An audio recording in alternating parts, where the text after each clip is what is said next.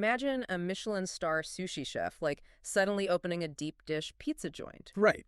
That is exactly what is happening in the EV market right now. Today, we're taking a deep dive into a really fascinating clash of philosophies in the luxury electric SUV space. Yeah, it's a big one. We are looking at the brand new avant-garde Lotus Eletre going head-to-head with the classically refined Audi Q8 e-tron. The contrast there is just unbelievable. I mean, Audi is giving us German engineering royalty, which is, exactly what you'd expect. Right. But Lotus, I mean, this is a British brand that is historically legendary for building these featherlight, stripped-down track cars. And now they're suddenly building this massive 2.5-ton luxury SUV. Yeah, they've essentially decided to bolt 900 horsepower to a Rhino. Exactly. On paper, the Lotus just completely crushes the Audi. I mean, it pushes up to 918 horsepower compared to Audi's 503. Which is a massive difference. It really is. And the charging architecture is a huge talking point, too. Lotus is using an 800-volt system, while Audi just sticks to the standard 400-volt. But, what does that actually mean for you, the person sitting at the charging station? Well, it basically means the difference between grabbing a quick coffee and having to sit down for a full meal. Oh, wow. Really? Yeah, that 800-volt system allows the Lotus to suck down electricity incredibly fast. Yeah. It manages the battery heat far more effectively, so it can add hundreds of miles of range in just minutes. Okay, so it's that fast. Right, whereas the Audi's 400-volt system is, going to keep you tethered to the plug noticeably longer. Right, okay, so ultra-fast charging and a 0 to 100 time under 3 seconds. That is just wild.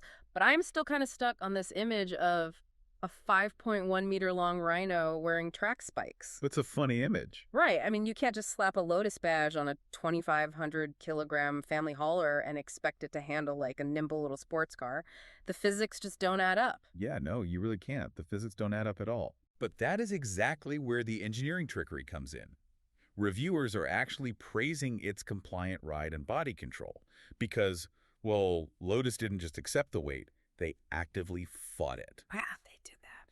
They threw literally everything at this chassis. We're talking active anti-roll bars, air suspension, and torque vectoring. Torque vectoring, right. Yeah, which distributes power to specific wheels to artificially make this heavy car feel light and agile around corners. So this vehicle isn't trying to be a track car. It is a massive engineering flex. Got it. So they're proving they can master modern tech and raw size. Exactly. So they've managed to hide the weight, which is impressive.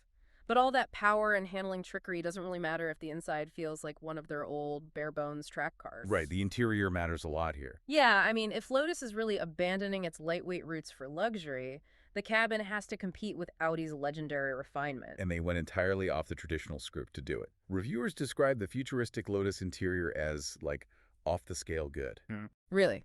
Off the scale good. Yeah, because it is incredibly innovative. Audi, on the other hand, is kind of playing its classic hits. Doing what they do best. Right. You step into the Q8 e-tron, and it is exactly what you want from Audi. Satin chrome, piano black, high-quality leathers, and just this incredible cabin quietness. Yeah, it's deeply refined and exceptionally well screwed together, even if it's not exactly reinventing the wheel. Right. Which brings us to the price, which is a big deal here. The Audi starts around 65,100 pounds. That's roughly 20,000 pounds less than the Lotus. That's a huge cap. It is. So if you're the one writing that check, you really have to wonder, are you paying that massive 20,000 pounds premium for true game-changing innovation, or are you just helping to fund Lotus's brand reinvention? And that is the real divide here. It basically comes down to everyday usability versus avant-garde flash.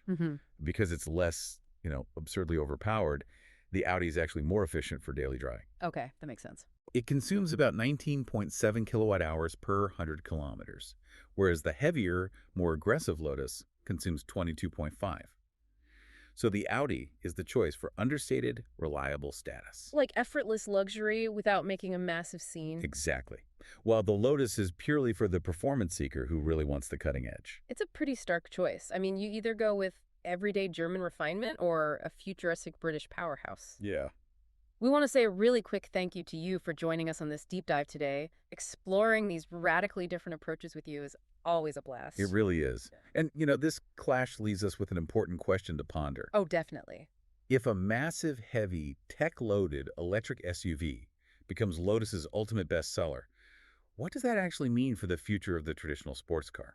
Like, will the pure lightweight machines that originally built these legendary brands simply cease to exist? Or are we just going to be left with a world full of extremely fast rhinoceroses? It is Yeah. definitely something to think about.